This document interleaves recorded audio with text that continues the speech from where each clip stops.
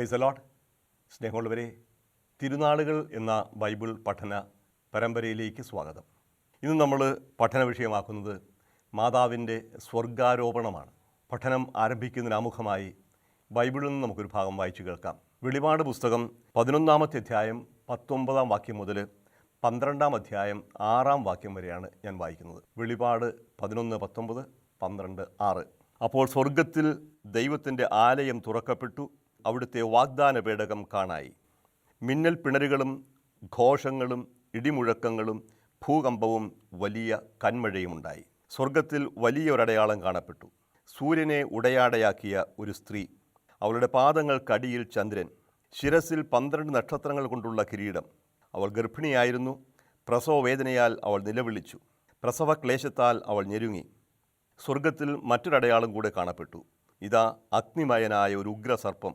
അതിന് 7 തലയും 10 കൊമ്പും, തലകളിൽ 7 കിരീടങ്ങൾ. അതിൻ്റെ വാൽ ആകാശത്തിലെ നക്ഷത്രങ്ങളിൽ 1/3 വാരിക്കൂട്ടി ഭൂമിയിലേക്ക് എറിഞ്ഞു. ആ സ്ത്രീ പ്രസവിക്കുന്ന കുഞ്ഞിനെ വിഴുങ്ങാൻ സർപ്പം അവളുടെ മുമ്പിൽ കാത്തുനിന്നു. അവൾ ഒരാൺകുട്ടിയെ പ്രസവിച്ചു.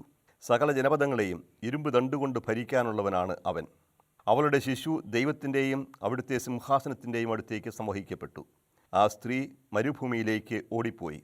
അവിടെ 1260 ദിവസം അവളെ പോറ്റുന്നതിന് ദൈവം സജ്ജമാക്കിയ ഒരു സ്ഥലമുണ്ടായിരുന്നു. ദൈവ വചനമാണ് നാം കേട്ടത്. സ്നേഹമുള്ളവരെ, പരിശുദ്ധ കന്യകാമറിയത്തെക്കുറിച്ച് നമ്മൾ പഠിക്കുകയും ധ്യാനിക്കുകയും ചെയ്യുമ്പോൾ മാതാവിനെ സംബന്ധിച്ചുള്ള ഏറ്റവും അവസാനത്തെ വിശ്വാസ സത്യമാണ് നമ്മുടെ ശ്രദ്ധയിലേക്ക് വരുന്നത്. സ്വർഗാരോപിതയായ മാതാവ്. മാതാവിൻ്റെ സ്വർഗാരോപണം ഒരു വിശ്വാസ സത്യമായി പ്രഖ്യാപിക്കപ്പെട്ടത് 1950-ലാണ്. 1950 നവംബർ 1-ാം തീയതിയാണ് 12-ാം പീയൂസ് മാർപ്പാപ്പ ഈ വിശ്വാസ സത്യം പ്രഖ്യാപിച്ചത്. മുനിഫിച്ചെന്തീസിമുസ് ദേവുസ്, മുനിഫിച്ചെന്തീസിമുസ് ദേവുസ്, പരമകാരുണികനായ ദൈവം എന്നാണ് തുടക്കം. അതിൻ്റെ പ്രസക്തമായ ഭാഗം ഇതാണ്. പരമകാരുണികനായ ദൈവം എന്ന ചാക്രിക ലേഖനത്തിൽ മാതാവിൻ്റെ സ്വർഗാരോപണം വിശ്വാസത്യമായി പ്രഖ്യാപിക്കുന്ന ഏറ്റവും പ്രസക്തമായ ഭാഗം. ഐഹിക ജീവിതം പൂർത്തിയായപ്പോൾ പരിശുദ്ധ കന്യകാമറിയം ആത്മശരീരങ്ങളോടെ സ്വർഗീയ മഹത്വത്തിലേക്ക് എടുക്കപ്പെട്ടു. ഒന്നുകൂടി വായിക്കട്ടെ. ഐഹിക ജീവിതം പൂർത്തിയായപ്പോൾ പരിശുദ്ധ കന്യകാമറിയം ആത്മശരീരങ്ങളോടെ സ്വർഗീയ മഹത്വത്തിലേക്ക് എടുക്കപ്പെട്ടു. ഓരോ വാക്കും അളന്ന് തൂക്കി ആറ്റിക്കുറുക്കി എടുത്തതാണ്. എന്താണ് ഇവിടെ പറയുന്നത്? മറിയത്തിൻ്റെ ഈ ലോകത്തിലെ ജീവിതം പൂർത്തിയായപ്പോൾ അവൾ ആത്മശരീരങ്ങളുടെ സ്വർഗീയ മഹത്വത്തിലേക്ക് എടുക്കപ്പെട്ടു. ആദ്യം അല്പം ഒരു ചരിത്രം നമുക്ക് കാണാം. അതിനുശേഷം എന്താണ് ഇതിൻ്റെ അർത്ഥം. മാതാവിൻ്റെ സ്വർഗാരോപണം ഏതാണ്ട് 3-ാം നൂറ്റാണ്ട് മുതലേ സഭയിൽ വിശ്വാസത്തിലുണ്ടായിരുന്നു. മാതാവ് മരിച്ച് മണ്ണിൽ അലിഞ്ഞു ചേർന്നില്ല. അവളുടെ ശരീരം ഈ ഭൂമിയിൽ ലയിച്ചു ചേർന്നില്ല. അവൾ ഉയർപ്പിക്കപ്പെട്ടു, സ്വർഗത്തിലേക്ക് സംവഹിക്കപ്പെട്ടു എന്ന വിശ്വാസം സഭയിൽ ആരംഭകാലം മുതലേ 3-ാം നൂറ്റാണ്ട് മുതലുള്ള തെളിവുകളുണ്ടായിരുന്നു. ഈ തെളിവുകൾ നമ്മൾ കാണുന്ന അധിക പങ്കും അപ്പോക്രിഫ എന്ന് പറയപ്പെടുന്ന അപ്രാമാണിക ഗ്രന്ഥങ്ങളിലാണ്. ഇപ്രകാരമുള്ള ഒരു കഥ അഥവാ ഒരു ഐതിഹ്യം നമ്മൾ ഇപ്രകാരമാണ് കാണുന്നത്. മാതാവിനെ സംബന്ധിച്ച പല ഐതിഹ്യങ്ങളുണ്ട്. മാതാവിൻ്റെ പിൽക്കാല ജീവിതത്തെക്കുറിച്ചും മരണത്തെക്കുറിച്ചുമൊക്കെ. മാതാവിൻ്റെ 2 ശവകുടീരങ്ങൾ ഞാൻ കണ്ടിട്ടുണ്ട്. ജെറൂസലത്തൊരു ശവകുടീരമുണ്ട്, എഫേസൂസിലും വേറൊരു ശവകുടീരമുണ്ട്. അപ്പോൾ മാതാവ് മരിച്ചോ ഇല്ലയോ എന്നുള്ള കാര്യത്തെക്കുറിച്ച് തർക്കമുള്ള സാഹചര്യത്തിലാണ് 2 ശവകുടീരങ്ങൾ നിലനിൽക്കുക. ആദ്യമേ ഈ ഐതിഹ്യത്തെക്കുറിച്ച് പറയട്ടെ. മാതാവ് ജെറൂസലത്ത് ജീവിച്ചു. യേശുവിൻ്റെ മരണത്തിന് ശേഷം മകൻ നടന്നുപോയ കുരിശിൻ്റെ വഴിയിലൂടെ അവൾ വീണ്ടും വീണ്ടും യാത്ര ചെയ്തു. മാതാവിനോടുകൂടി ശിഷ്യസമൂഹവും ചേർന്നിരുന്നു. അങ്ങനെ മകനെ ധ്യാനിച്ച് ശിഷ്യസമൂഹത്തിൻ്റെ കൂടെ മറിയമ്മോട് ജീവിച്ചു. അവസാനം സമയമായി മറിയം മരിച്ചു. പക്ഷേ മരിക്കുന്നതിന് മുൻപേ അപ്പസ്തോലന്മാർ, ലോകത്ത് നാനാഭാഗങ്ങളിലായി ചിതറിക്കിടന്നിരുന്ന അപ്പസ്തോലന്മാർക്ക് മുന്നറിയിപ്പ് കിട്ടി, ഇതാ അമ്മ മരിക്കാൻ പോകുന്നു, മരിക്കുന്നതിന് മുമ്പ് എല്ലാവരും എത്തണം.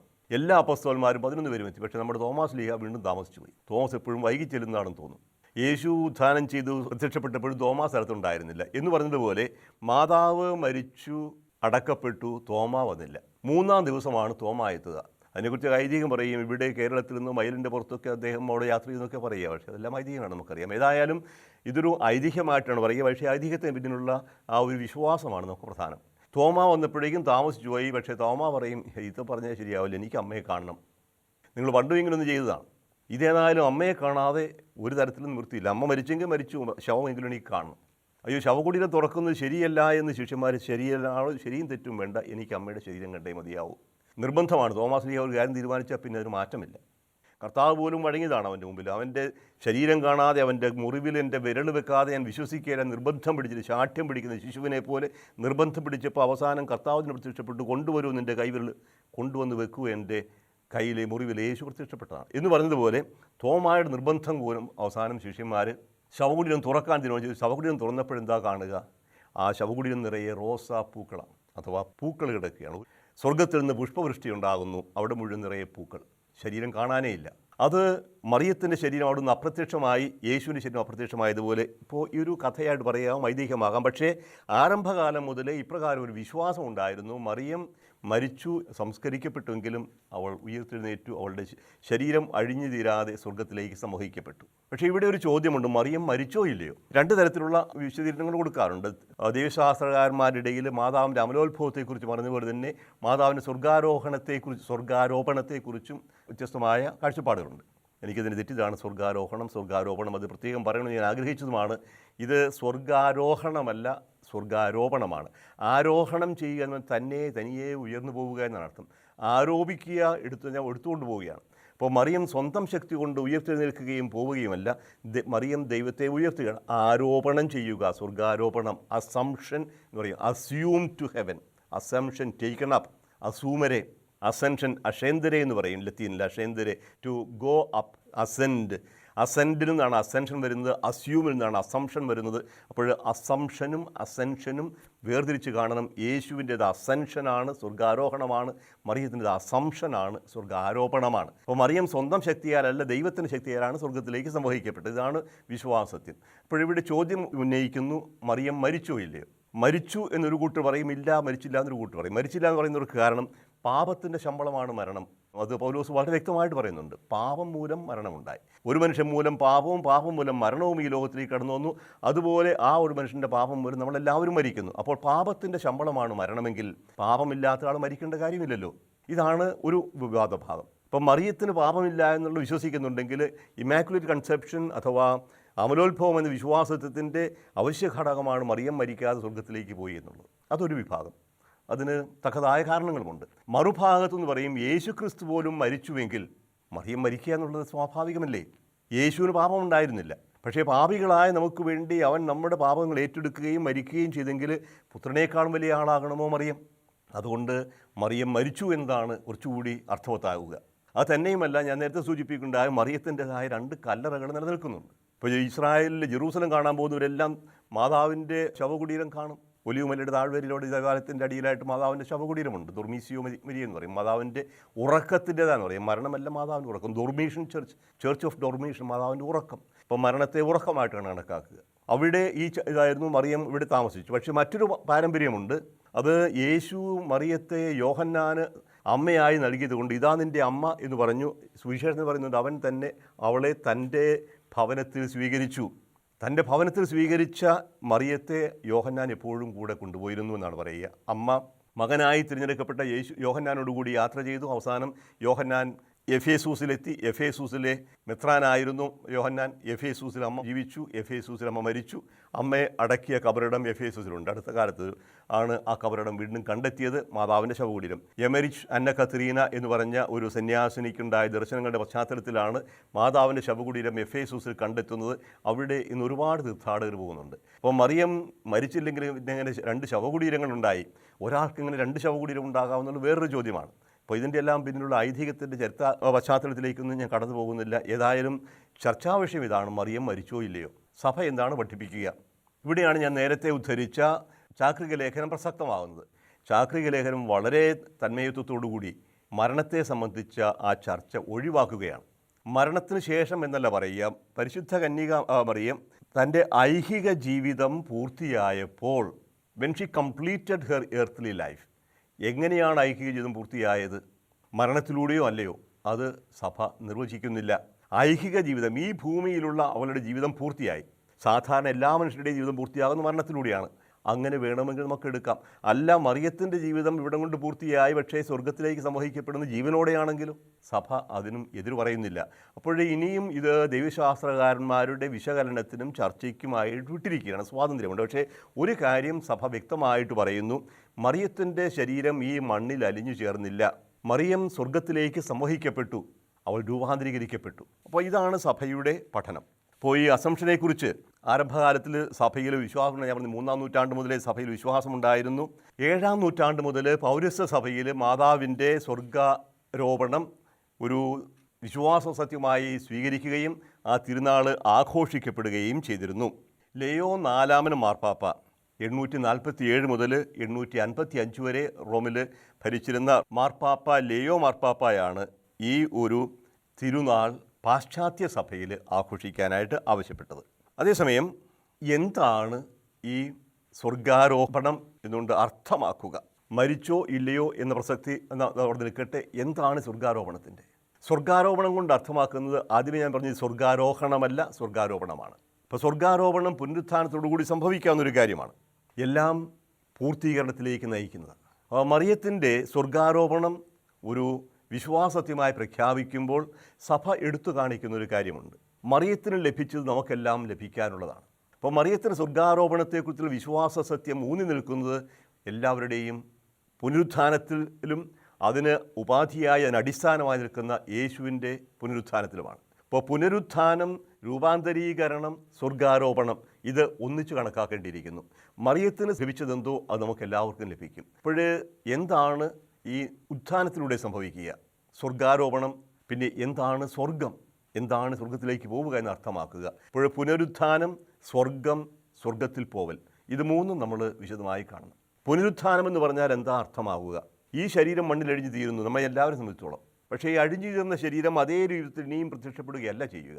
അതിനെക്കുറിച്ച് വളരെ വ്യക്തമായി പൗലോസ് കൊറിന്ത്യക്കാർക്ക് എഴുതിയ 1-ാം ലേഖനം 15-ാമത്തെ അധ്യായത്തിൽ പ്രതിപാദിക്കുന്നുണ്ട്. നിങ്ങൾ സൗകര്യം പോലെ ആ അധ്യായം മുഴുവനും വായിച്ചു നോക്കുന്നതാണ്. 15-ാമത്തെ അധ്യായം പുനരുത്ഥാനത്തെക്കുറിച്ച് ഏറ്റവും വിശദമായ പഠനം ബൈബിൾ നൽകുന്നത് കൊറിന്ത്യർക്ക് എഴുതിയ 1-ാം ലേഖനം 15-ാമത്തെ അധ്യായത്തിലാണ്. അവിടെ 20 മുതൽ 26 വരെയുള്ള വാക്യങ്ങൾ പ്രകാരം കാണും. നിദ്ര പ്രാപിച്ച എല്ലാവരുടെയും ആദ്യ ഫലമായി ക്രിസ്തു മരിച്ചവരുടെ ഇടയിൽ നിന്ന് ഉയർപ്പിക്കപ്പെട്ടു. ഒരു മനുഷ്യൻ വഴി മരണം ഉണ്ടായതുപോലെ ഒരു മനുഷ്യൻ വഴി പുനരുത്ഥാനവും ഉണ്ടായി. ആദത്തിൽ എല്ലാവരും മരണാധീനരാകുന്നതുപോലെ ക്രിസ്തുവിൽ എല്ലാവരും പുനർജീവിക്കും. എന്നാൽ ഓരോരുത്തരും താങ്കളുടെ ക്രമമനുസരിച്ചായിരിക്കും. ആദ്യ ഫലം ക്രിസ്തു, പിന്നെ ക്രിസ്തുവിൻ്റെ ആഗമനത്തിൽ അവനുള്ളവരും. അവൻ എല്ലാ ഭരണവും അധികാരവും ശക്തിയും നിർമ്മാർജ്ജനം ചെയ്ത് രാജ്യം പിതാവായ ദൈവത്തിന് സമർപ്പിക്കുമ്പോൾ എല്ലാറ്റിൻ്റെയും അവസാനമാകും. എന്തെന്നാൽ സകല ശത്രുക്കളെയും തൻ്റെ പാദസേവകരാക്കുന്നതുവരെ അവിടുന്ന് വാഴേണ്ടിയിരിക്കുന്നു. മരണമെന്ന അവസാന ശത്രുവും നശിപ്പിക്കപ്പെട്ടിരിക്കുന്നു. ദൈവം സമസ്തവും അധീനമാക്കി തൻ്റെ പാദത്തിന് കീഴാക്കിയിരിക്കുന്നു. ഇതാണ് ആദ്യ ഭാഗം. ഈ ശരീരം ഉയർപ്പിക്കപ്പെടും, മരണമില്ലാണ്ടാകും, ഒരു പുതിയ സൃഷ്ടിയുണ്ടാകും. അത് യേശുവിൽ സംഭവിച്ചു. യേശുവിൽ സംഭവിച്ചത് മറ്റുള്ളവരിലും സംഭവിക്കും. യേശു മരിച്ചു എന്നുള്ള ആദ്യജാതൻ, മറിയം അതിന് തൊട്ടു പിന്നാലെ വരുന്നു. നമുക്കെല്ലാവർക്കും ലഭിക്കേണ്ട ശരീരങ്ങളുടെ ഉത്ഥാനം മറിയത്തിന് ലഭിച്ചു കഴിഞ്ഞു. അത് മറിയത്തിൻ്റെ പ്രവൃത്തിയല്ല, ദൈവത്തിൻ്റെ ദാനമാണ്. അത് ഒരു പുതിയ സൃഷ്ടിയാണ്, ഒരു രൂപാന്തരീകരണമാണ്. 50 മുതൽ 58 വരെയുള്ള വാക്യങ്ങളിൽ കുറച്ചുകൂടി വിശദമായിട്ട് പൗലോസ് പറയുന്നുണ്ട്. 1 കൊരിന്ത്യർ 15:50-58. സഹോദരരെ, ശരീരത്തിനോ രക്തത്തിനോ ദൈവരാജ്യം അവകാശപ്പെടുത്തുക സാധ്യമല്ലെന്നും നശ്വരമായത് അനശ്വരമായതിനെ അവകാശപ്പെടുത്തുകയില്ല എന്ന് ഞാൻ പറയുന്നു. ഇതാ ഞാൻ നിങ്ങളോട് രഹസ്യം പറയുന്നു, നാം എല്ലാവരും നിദ്ര പ്രാപിക്കുകയില്ല. അവസാനം കാഹളം മുഴങ്ങുമ്പോൾ കണ്ണിമയ്ക്കുന്നത്ര വേഗത്തിൽ നാം എല്ലാവരും രൂപാന്തരപ്പെടും.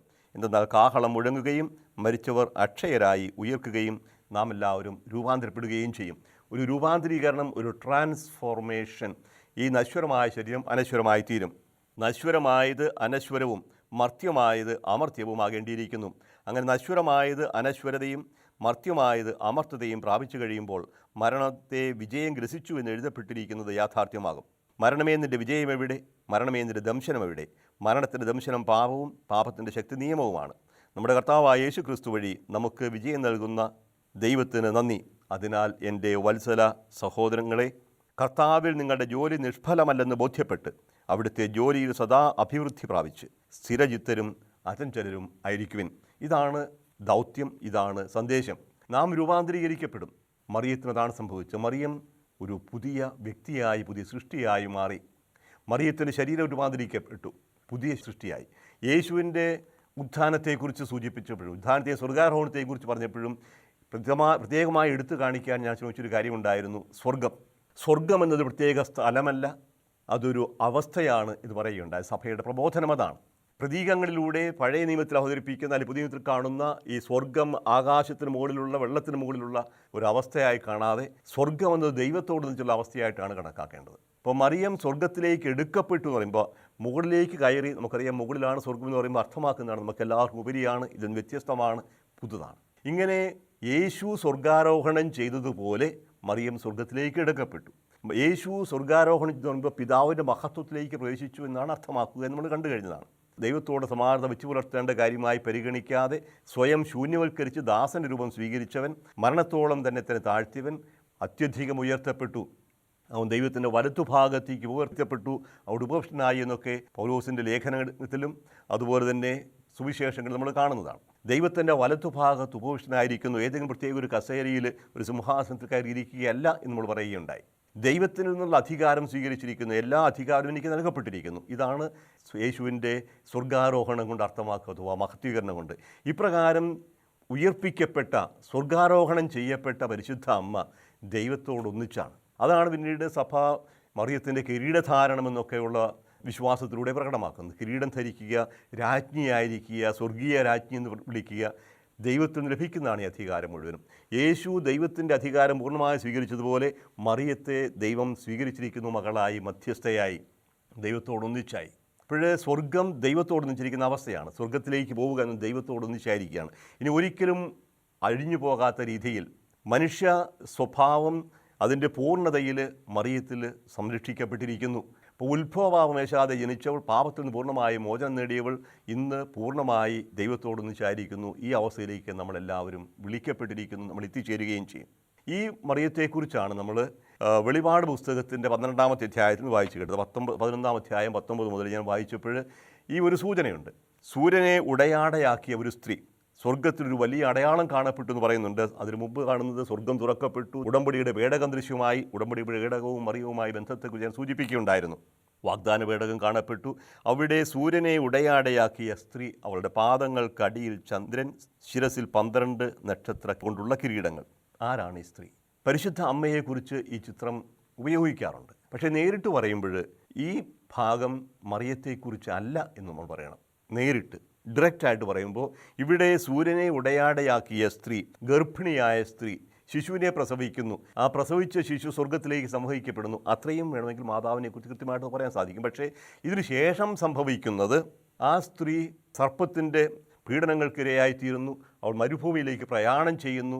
1260 ദിവസം അവൾ മരുഭൂമിയിൽ സംരക്ഷിക്കപ്പെടുന്നു. ഇപ്രകാരം മരുഭൂമിയിൽ സംരക്ഷിക്കപ്പെടുകയാണ് പരിശുദ്ധ കന്യകാമറിയം എന്ന് പറയുമ്പോൾ സ്വർഗാരോപണമെന്ന സത്യവുമായി നമുക്ക് ബന്ധപ്പെടുത്താൻ സാധിക്കുകയില്ല. സ്വർഗത്തിലേക്ക് സംവഹിക്കപ്പെട്ടവളാണെങ്കിൽ ഇപ്പോൾ ഇങ്ങനെ മരുഭൂമിയിൽ അവൾ കിടക്കുന്നു. ഇപ്പോൾ മറിയത്തെക്കുറിച്ചല്ല ഇത് കൃത്യമായിട്ടും പറയുന്നത്. ഇത് സഭയെക്കുറിച്ചാണ്, അഥവാ ദൈവജനത്തെക്കുറിച്ചാണ്. അപ്പോൾ ഈ ദർശനം, പ്രത്യേകിച്ചും വെളിപാട് പുസ്തകത്തിൽ ഒരുപാട് പ്രതീകങ്ങളുണ്ട്. ഒരേ പ്രതീകത്തിന് ഒന്നിലധികം അർത്ഥവും ഉണ്ടാവും. ഇപ്പോൾ വെളിപാട് പുസ്തകം മനസ്സിലാക്കാൻ ഏറെ ബുദ്ധിമുട്ടുള്ളൊരു പുസ്തകമാണ്. അതേസമയം പലപ്പോഴും തെറ്റിദ്ധരിക്കപ്പെടാറുമുണ്ട്. ഇത് പരിശുദ്ധ കന്യകാമറിയമാണ് എന്നുള്ള ധാരണയിലും മാതാവിന് 12 നക്ഷത്ര കിരീടങ്ങളെക്കുറിച്ച് പറയും. മാതാവിൻ്റെ പാദങ്ങൾക്ക് അടിയിൽ ചന്ദ്രൻ, അപ്പോൾ ഒരു മഹത്വീകരണത്തിൻ്റെ അടയാളമാണ്. സൂര്യനെ പോലെ ഉടയാട് പ്രശോഭിക്കുന്നു ഒക്കെ പറയുമ്പോഴും മറന്നു പോകുന്ന ഒരു കാര്യം ഈ മരുഭൂമിയിൽ കഴിയുന്ന സ്ത്രീയുടെ കാര്യമാണ്. ഈ സ്ത്രീ തന്നെയാണ് മരുഭൂമിയിൽ. അപ്പോൾ അവിടെ പ്രസവക്ലേശത്താൽ ഞെരുങ്ങുന്നു. മറിയത്തിന് എന്താണ് പ്രസവക്ലേശം ഉണ്ടാവുക? അവൾ നിലവിളിക്കുന്നു. ഇങ്ങനെ നിലവിളിക്കുന്ന മറിയത്തെക്കുറിച്ചൊക്കെ പറയാൻ ബുദ്ധിമുട്ടുണ്ട്. പ്രസവക്ലേശത്താൽ ഞെരുങ്ങുന്നു. അവസാനം അവൾ ജനിക്കുന്ന ശിശുവിനെ വിഴുങ്ങാനായി കാത്തു നിൽക്കുന്ന സർപ്പം, മിശിഹായ്ക്ക് വേണ്ടി കാത്തിരിക്കുന്ന ദൈവജനത്തെയാണ് ആദ്യത്തെ ഭാഗത്ത് ചിത്രീകരിക്കുക. ദൈവജനമാണ് ഈ സ്ത്രീ. അത് വ്യക്തമാകും നമ്മൾ 19-ാമത്തെ അധ്യായത്തിലേക്ക് വരികയാണ്. 19-ാമത്തെ അധ്യായം വെളിപാട് പുസ്തകം 19:7-8 ഇപ്രകാരം കാണും. ദൈവമായ കർത്താവ് വാഴുന്നു, നമുക്ക് ആനന്ദിക്കാം, ആഹ്ലാദിച്ച് ആർപ്പ് വിളിക്കാൻ അവിടുത്തേക്ക് മഹത്വം നൽകാം. എന്തെന്നാൽ കുഞ്ഞാടിൻ്റെ വിവാഹം സമീപിച്ചിരിക്കുന്നു. അവിടുത്തെ മണവാട്ടി അണിഞ്ഞൊരുങ്ങിക്കഴിഞ്ഞു. ശോഭയേറിയതും നിർമ്മലവുമായ മൃദുല വസ്ത്രം ധരിക്കാനുള്ള അനുഗ്രഹം അവൾക്ക് നൽകപ്പെട്ടിരിക്കുന്നു. ആ വസ്ത്രം വിശുദ്ധരുടെ സൽപ്രവൃത്തികളാണ്. ആരാണ് ഈ സ്ത്രീ? ഈ 12-ാമത്തെ അധ്യായത്തിൽ സ്ത്രീ തന്നെയാണ്. ഇവിടെ വരുന്നൊരു സ്ത്രീയുണ്ട്, ദൈവജനമാണ്, സഭയാണ്. സഭ 2 ഭാഗമുണ്ട്, പഴയ നിയമവും പുതിയ നിയമവും. യേശുവിൻ്റെ വരണവിന് മുമ്പുള്ള ഇസ്രായേൽ, യേശുവിന് ശേഷമുള്ള പുതിയ ഇസ്രായേൽ. ഈ സഭയുടെ ചിത്രീകരണമാണ് ദൈവത്തിൻ്റെ മഹത്വത്തിൽ പങ്കുചേരുന്ന 12 അപ്പസ്തോലന്മാരെ കിരീടമായി സ്വീകരിക്കുന്ന 12 നക്ഷത്രങ്ങളുടെ കിരീടം. അതുപോലെ തന്നെ ദൈവിക മഹത്വത്തിൽ പങ്കുചേരുന്ന സഭ. ആ സഭയാണ് ഇന്ന് ഇവിടെ മരുഭൂമിയിൽ പീഡിപ്പിക്കപ്പെടുക.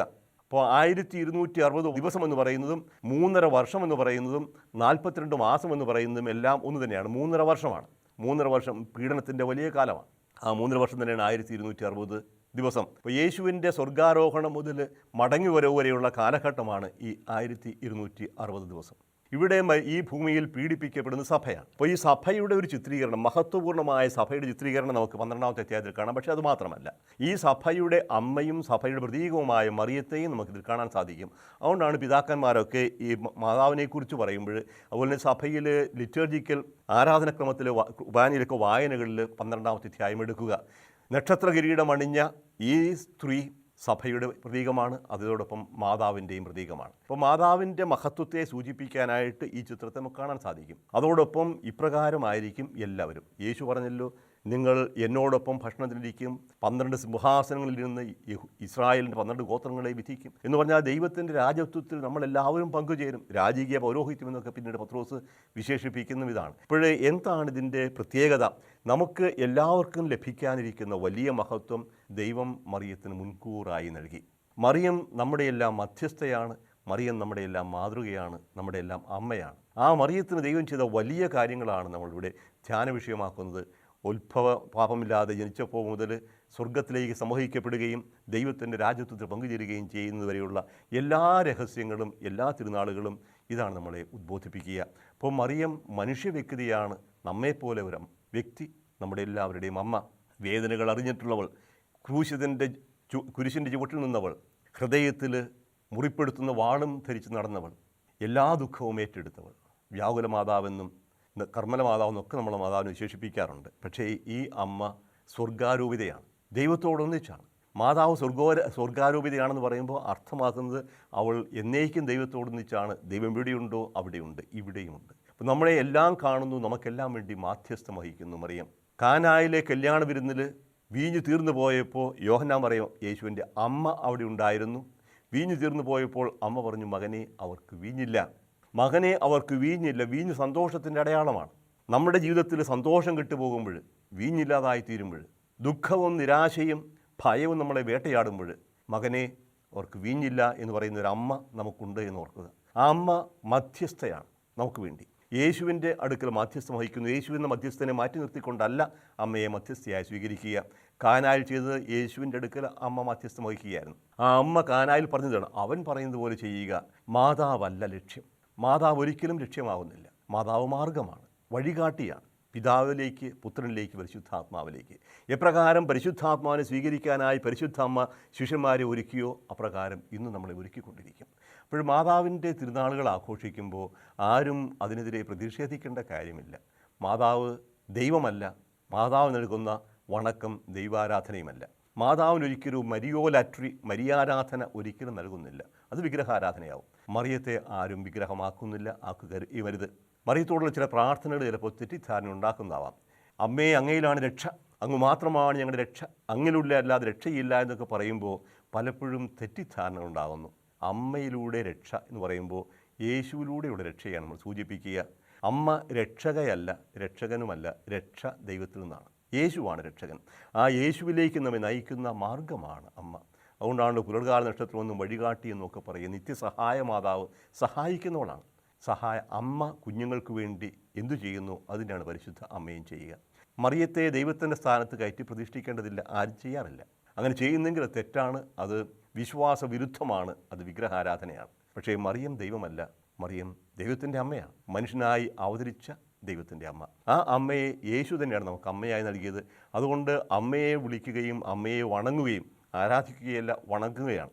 വണക്കവും ആരാധനയും നമ്മൾ വേർതിരിച്ച് കാണണമെന്ന് ഓർക്കുക. ഇപ്പോൾ വിഗ്രഹാരാധനയല്ല, പ്രതിമാവണക്കവും വിശുദ്ധന്മാരോടുള്ള ആദരവും വണക്കവും മധ്യസ്ഥ പ്രാർത്ഥനയൊന്നും വിഗ്രഹാരാധനയായി മാറരുത്. അതുകൊണ്ട് പരിശുദ്ധ അമ്മയെക്കുറിച്ചുള്ള ഈ വിചിന്തനം നമുക്കിവിടെ അവസാനിപ്പിക്കാം. പരിശുദ്ധ അമ്മ സ്വർഗാരൂപിതയായതുപോലെ നമ്മളും ഒരിക്കൽ സ്വർഗാരൂപിതയാവും. അതിന് അമ്മ ജീവിച്ചതുപോലെ നിർമ്മലയായി, വിശുദ്ധമായി, ദൈവ കേന്ദ്രീകൃതമായ, സഹോദര സ്നേഹത്താൽ പ്രേരിതമായ ഒരു ജീവിതം നയിക്കാൻ നമുക്ക് അമ്മയുടെ തന്നെ സഹായം യാചിക്കാം, പ്രാർത്ഥിക്കാം. കാരുണ്യവാനും സ്നേഹനിധിയുമായ ദൈവമേ, ഞങ്ങളങ്ങയെ സ്തുതിക്കുന്നു. കർത്താവായ ദൈവമേ, അങ്ങ് പരിശുദ്ധ അമ്മയെ രൂപാന്തരപ്പെടുത്തി സ്വർഗത്തിലേക്ക് സമൂഹിച്ചതുപോലെ ഒരിക്കൽ ഞങ്ങളെയും ഉയർപ്പിച്ച് സ്വർഗത്തിലേക്ക് സമൂഹിക്കുമെന്ന് ഞങ്ങൾ വിശ്വസിക്കുന്നു.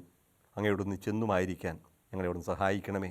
അങ്ങയുടെ വചനത്തിന് എന്നും കാതോർക്കുകയും എന്നും അതിന് വഴങ്ങുകയും ചെയ്ത അമ്മയെപ്പോലെ ഞങ്ങളും അങ്ങയുടെ വചനം ശ്രവിക്കാനും അതിന് ജീവിക്കാനും ഞങ്ങളെ അനുഗ്രഹിക്കണമേ. ഇതാ കർത്താവിൻ്റെ ദാസി, നിൻ്റെ വാക്ക് ഇനി നിറവേറട്ടെ എന്ന് പറഞ്ഞതുപോലെ പരിശുദ്ധ അമ്മയെപ്പോലെ ഞങ്ങളും ദൈവഹിതത്തിന് പൂർണ്ണമായി സമർപ്പിക്കാനുള്ള കൃപ ഞങ്ങൾക്ക് വേണ്ടി വാങ്ങിത്തരണമേ. ഞങ്ങൾക്ക് വേണ്ടി മാധ്യസ്ഥം വഹിക്കണമേ. നിത്യം പിതാവും പുത്രനും പരിശുദ്ധാത്മാവുമായ സർവേശ്വര